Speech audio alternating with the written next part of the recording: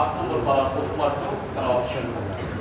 অর্থাৎ সূরাতুল মাঈদার 83 নম্বর আয়াত থেকে নিয়ে শেষ পর্যন্ত, সূরাতুল আনআমের পুরো অংশ, সূরাতুল আরাফের 11 নম্বর আয়াত পর্যন্ত তেলাওয়াত হবে। রব্বুল আলামিন আজকের এই অংশে বলে দিয়েছেন, তোমাদের প্রতিপালক তোমাদের জন্য যা হালাল করে দিয়েছেন তা থেকে তোমরা আহার করো, আর যা হারাম করে দিয়েছেন তা নিকটবর্তী যেও না। তবে তিনি যা হারাম করেছেন তা তোমরা নিজেরাই নিজেদের জন্য হারাম করে দিও না। তোমরা তার বিধিবিধানকে সীমালঙ্ঘন করিও না। আর অযথা শপথ করা থেকে বিরত থাকো। যদি তোমরা শপথ করো, কসম খাও, কোনো বিষয়ে তাদেরকে ভেঙে দেওয়ার কাফারা নাকি সেই কাফারা আদায় করে সেটা ভেঙে দাও। মদ, জুয়া, মূর্তি পূজা, লটারি, এসব কিছু হারাম, ওইগুলো থেকে তোমরা বিরত থেকো। এগুলো শয়তানের কাজ। রব্বুল আলামিন বলে দিয়েছেন, কিয়ামত দিবসে সকল নবীদেরকে রব্বুল আলামিন জিজ্ঞাসা করবেন, তোমাদের উম্মতরা কি জবাব দিয়েছিল তোমাদের আহ্বানে। আল্লাহ রাব্বুল আলামিন জানেন, তারপরে কে শক্তিশালী করার জন্যই প্রশ্ন করবেন। তাই সেখানে আমাদের রাসূল সাল্লাল্লাহু আলাইহি ওয়াসাল্লাম আমাদের জন্য যে আহ্বান রেখে দিয়েছেন, সেই পথে যেন আমরা উম্মত হয়ে শক্তভাবে আঁকড়িয়ে ধরে সেই পথে চলতে পারি, সেজন্য সতর্ক বিষয়। আজকে বেশ অনেকগুলো আলোচনা তুলে ধরেছেন।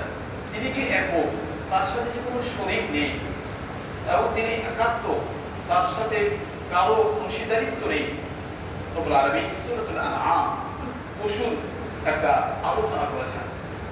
যে সকল মানুষেরা মূর্তি পূজা করে তাদেরকে চ্যালেঞ্জ ছুড়ে দিয়ে বলেছেন যে তোমরা কাদের উপাসনা করো, এরা কার সৃষ্ট, কে তাদেরকে সৃষ্টি করেছে, কেন তোমরা তাদের কাছে মাথা নত করো? মাথা নত তো আমার কাছেই করো।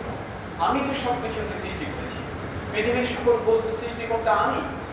তাই দুনিয়াতে আমাদের কখনো কোনো বস্তুর সামনে, কোনো শক্তিশালী হোক আর সেটা দুর্বল শ্রেণীর হোক, কোনো বস্তুর সামনে যেন আমাদের কখনো মাথা নত না, মাথা নত হবে।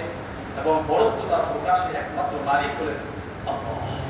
যে কথা আপনি বিশ্বাস রেখে রব্বুল আলামিন আজকের এক জায়গায় বলেছেন, তোমরা পৃথিবীতে সফর করো, ভ্রমণ করো, দেখো যে সমস্ত এলাকায় তোমাদের পূর্বে মানুষেরা ছিল, আধিপত্য বিস্তার করেছিল, যে সমস্ত জায়গায় দেখো, যাও ঘুরে ঘুরে দেখো।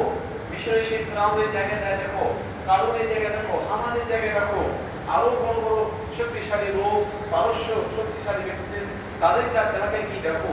সে সমস্ত জাতিরা কোথায়? তারা কি আজকে বেঁচে আছে? তারাও তো নিঃশ্বাস হয়ে গেছে। তোমরা যারা বস্তু প্রকাশ করো, তোমরা তো নিঃশ্বাস হয়ে যাবা। এই জন্য রব্বুল আলামিন এই সমস্ত জায়গায় সফর করে করে আল্লাহ কুদরত দেখে দেখে আল্লাহর বড়ত্বকে অন্তরের মধ্যে দৃঢ়তার সাথে মেনে নিয়ে ঈমানী শক্তি অর্জন করার জন্য নির্দেশ দিয়েছে।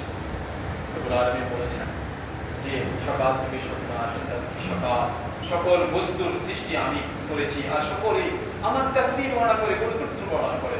হে মানুষেরা, তোমরা এই দুনিয়ার সকল বস্তু থেকে উপকৃত হও, এরপরে তোমরা কেন আমার নাশকরিয়া, আমার অকৃতজ্ঞতা কেন করছো? কোরআন বলেছেন, মুমিনের সালাত, মুমিনের ইবাদত, মুমিনের কুরবানি, মুমিনের সাদাকা সবকিছু কেবলমাত্র আল্লাহরই জন্য, অন্য কারোর জন্য নয়। এজন্য আমাদের জীবনের সবকিছু মহান আল্লাহ রাব্বুল আলামিনই মালিক, আমাদের সবকিছু তারই জন্য। আমরা নিজেদের জন্য কোনো কিছুই করতে পারি না। তাই আল্লাহ সুবহানাহু ওয়া তাআলা আমাদেরকে ঈমানের দৌলত দিয়েছেন, সম্পদ দিয়েছেন, এটাকে আরো দৃঢ় করে যেন আমরা সামনে অগ্রসর হতে পারি। আল্লাহ রাব্বুল আলামিন আমাদেরকে সেই তৌফিক দান করুন।